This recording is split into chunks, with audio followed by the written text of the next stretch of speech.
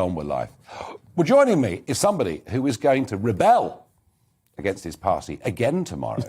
And this time, well, I say that, David Davis, MP for Halton, Price and Howden, because, you know, you've spent a lot of years in the House of Commons loyally supporting the Conservative Party and holding very senior ministerial positions, and you kind of rebelled on some civil liberties issues. Some big issues, yeah. Over the years, and of course Brexit, with a pretty big fallout with Mrs May. Yeah, just a bit. But now this is actually, and taking Brexit out, you know, and those crushing defeats that May had for the so-called deal, what we're gearing up for tomorrow potentially is a very large rebellion against government policy, which is basically the one that matters, I think, is to introduce vaccine passports for people to go to nightclubs or major sporting events or big crowded venues.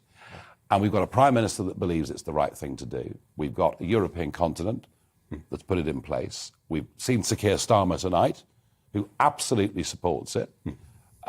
So, David Davis, why are you and the rebels right and everybody else wrong? Well, you've almost explained it. I mean, the rest of Europe doing it and it's failing. I mean, as it is, if you look, it's failing everywhere else. But vaccine passports, I mean, the argument that's given is it's going to make people safer. Yeah, and that's just plumb wrong. That's just plumb wrong. I mean, the first thing to understand is we're both old enough to have had the old traditional vaccines, you know, TB, polio, all those vaccines. Yeah. What do? They stop the disease dead. You don't catch it at all. These modern vaccines, more often than not, stop the symptoms primarily, but don't stop you catching the disease. They reduce it a bit, although that wanes over time, but they don't actually stop you catching the disease. So after about 12 weeks, actually, you are as likely, if you're vaccinated like me, I'm treble vaccinated. Right. Yeah, you are as likely to infect somebody as an unvaccinated person. That's what the odds are. Now, what we're doing, what's the government doing? It's saying, well, you know, in circumstances where you might get a super spreader event, that's what they're worried about, you know, big football matches, as happened in the past in this crisis, then we're going to use vaccines to prevent that happening. It won't work. It simply won't work because, you know, you've got a very sizable chance of infecting somebody if you are vaccinated. If your vaccination is primarily for yourself, my vaccinations mean I got a 90% lower chance of having to go to hospital if I get the disease. Nearly 100% elimination of the death risk for someone in my category. So, you know, this is a misunderstanding of how the vaccines work. So would it be safer? OK, I mean, I'm just taking the logic of your argument that you can catch and carry the vaccine regardless whether you've been vaccinated or not. Yeah. So if I was going to a big sporting event or going to a nightclub, might it be safer for the venue not to ask for a vaccine passport, but to ask for a lateral flow test that was conducted that day? Exactly. And in fact, I mean, in my own, I mean, I travel. I'm the classical vector of this disease. You know, I come from this place here, this sort of and you're back to Yorkshire. 8-10 million people all together. Yeah. I'm in the busiest part of it in many ways. International travellers coming in and out of Whitehall. You know, I'm the absolute classic vector. And I go back to nice, quiet East Yorkshire. Yeah. You've been there. Yeah. And suddenly I appear in a meeting. Well, I'm the risk factor here. So what do I do? I went to a funeral on Friday. Before I went, I had a lateral flow test. On Saturday morning, I had a party meeting. Before I did it, I had a lateral flow test. And if I hadn't done it for that, I'd have done it before I went to see my family. Yeah. Because the lateral flow test is what gives you... And, of course, that doesn't impinge on people's liberties. You know, you want to go to a match, you buy a ticket. Well, if you like, part of the buying the ticket is having a lateral flow test. It's not requiring... So regular lateral flow testing might actually be safer. Much so. Oh, no having might. a QR code on your phone. There is no might about it. It's definitely safer. Okay. That's the question. There used to be worries about lateral flow tests, but what they realised at one point was what it was really measuring was the viral load. In other words, your infectiousness, exactly the same thing. And it's not just true for vaccine passports. The other vote we're going to have tomorrow is on mandating people to have vaccines if they're doctors, as they already have done, for care workers. We've lost 30,000 care workers from an industry which we need to work flat out to clear the hospitals. We're going to lose 70,000 people out of the healthcare sector.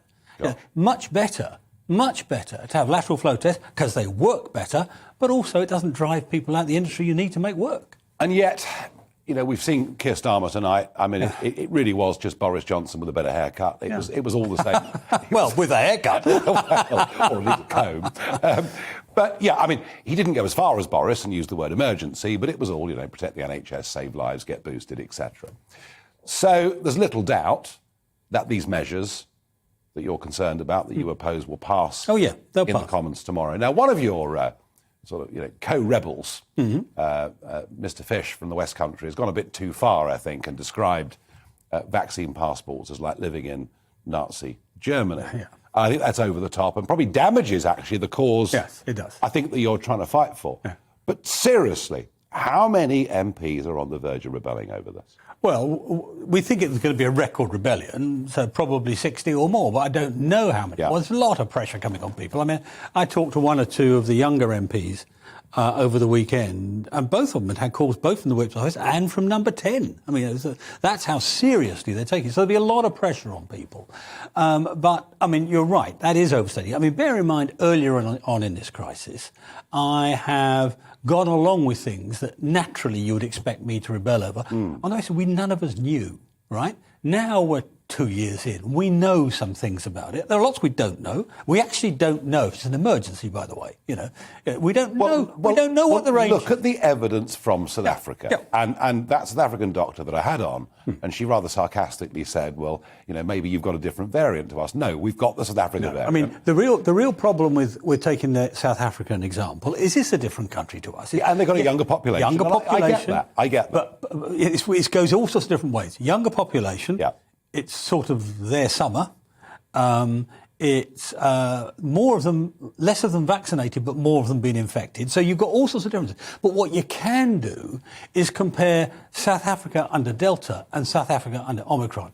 Under the earlier waves, you had many more people go to hospital, or have to go to hospital. But also, it's an interesting difference. The wave of this wave, those of this wave who've gone into hospital, only 10% need oxygen. 100% for the first two waves. Yeah, and she made that point. Yeah, did she? Oxygen wasn't needed. And yeah, absolutely. Yeah. It is. I mean, clearly, this is a political move. Now, you've been in the House of Commons since the days of Margaret Thatcher. And since God was a boy. Well, I mean, He was probably in her cabinet. But you've been there since 87. Yeah. You've watched Conservative leaders, and Labour leaders indeed, you've watched them wax and wane. Yeah. How much trouble is Boris in? Immediately less than people think. Because, there are various things this week. We've got the battle tomorrow, which he'll win. It's just a question of the size of the rebellion. Yeah. You've got the by-election on Thursday. Shropshire. Yeah. Which I think is a toss of a coin, how that's going to go, frankly. You've got various other issues relating to parties and other Number 10 issues, if you like. The truth is, the end of the week's the end of Parliament. We're then gone for 3 weeks. Which means this Saturday he could announce a whole raft of new restrictive measures. He could do, and you guys wouldn't even get to debate. He could do. I don't think he'd be quite in that confident position by Saturday. But the point being, anyway, the point I was going to make is this: up until now, people say to you, "This crisis, different rules for Boris. This crisis, it's priced in. This crisis, Boris has got out of worse." Yeah. Right? I think that sort of Teflon coat has come off. And I think that's the issue. I think Boris has to think very hard now about who he's got in Number 10. Number 10 isn't working properly, Who he's got around him, who his advisors are, who's his Willie Whitelaw, who's his Harry. I'll leave that to you to comment on. But the truth is that the next crisis that comes will be the one that's really worrying, and the one after that in the new. And there will be more. There always are. Yeah. There always are. Yeah. Well, and he will be at risk, and we will be at risk. Think about it. Normally leaders are more popular than their parties, and we depend on that as part of the dynamic of politics. If that turns around, then we'll be in an uncomfortable position.